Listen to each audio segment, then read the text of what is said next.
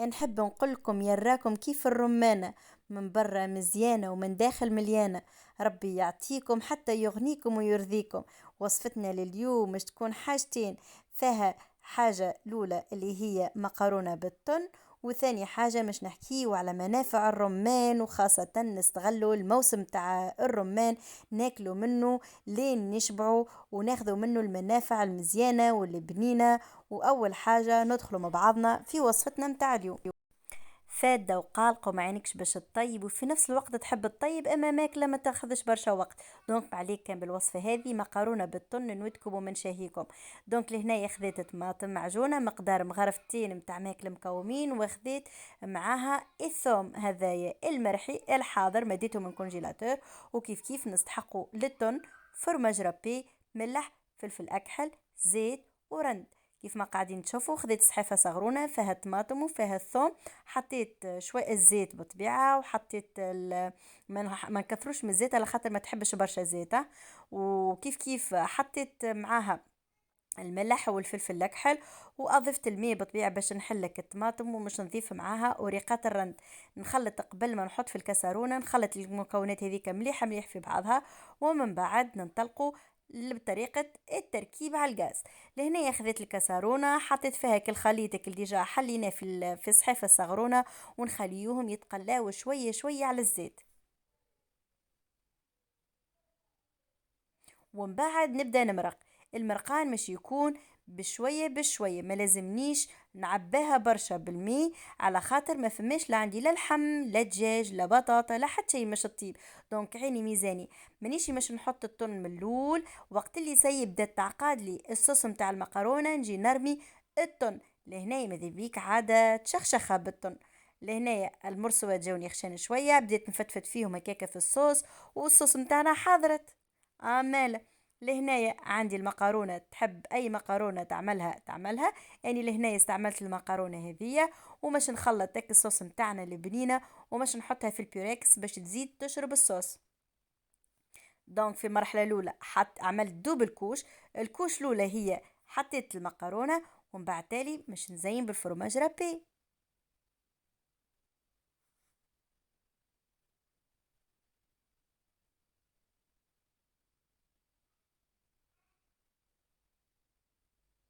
وتوا نجيو للكوشة للكوشة. توا نجيو للكوش رقم 2، ونحطو الخليط متاع المقارونة الثانية. وكيف كيف ما ننساوش نعمل عليها رشة متاع فرماج رابي. انتوما تنجموا تستغناو عليها المرحلة هذية، فقط اني حبيت الكيكة ما نعرفش علاش نحب نعمل هكاكا. دونك زينت بالفرماج رابي وحطيت في الكوشة، تنجم انتي ديريكت. توا مش نجيو نحكيو على الرمان ومنافعه، مادامنا احنا توا في موسم الرمان، نخلينا ناكلو من الغلة في موسمها خاطر فيها برشا منافع. وسبحان الله يبدع في خلقه.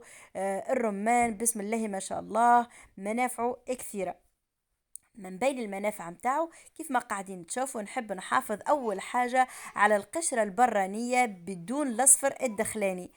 القشرة هذيك مش نحاول نشيحها ونستحفظ عليها لين تشيح مليح مليح، ومن بعد نرحاها، على خاطر قشور الرمان المرحي فيه منافع ونستعملوه وقت الشدة. دونك لهنايا الرمان نقولوا احنا قشور الرمان، مش القشرة هذيك اللي نحي فيها احنا توا، هذيك مرة هذيك تتلوح. مي القشرة البرانية الخارجية متاع الرمانة هي اللي نستغلوها. دونك تنجم انت مع توجع باغ اكزومبل تغلي القشور الرمان ومعاها مغرفة عسل وتشربها. الله يبارك، شفاء من غير دواء سبحان الله. كيف كيف نحب نقول انه الرمان زادت لقشور الرمان تنجم تغليه وتمضمض به فمك، على خاطر يحافظ زادة على اللثة متاع الفم، ما يخليش اللثة متاع الفم الطيب. وكيف كيف معطر للفم.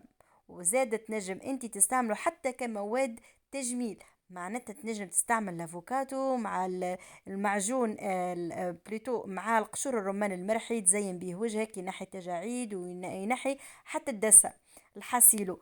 فتنا بالحديث وجي الفيديو صحيح قريب يا يوفا.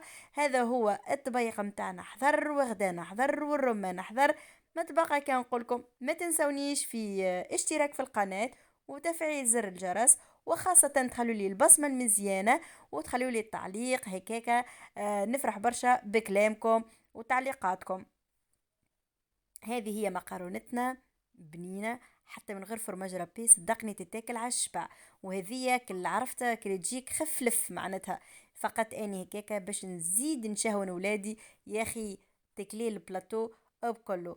توا متبقى كان نقولكم ان شاء الله تعجبكم الوصفة وتجربوها وبسلامة.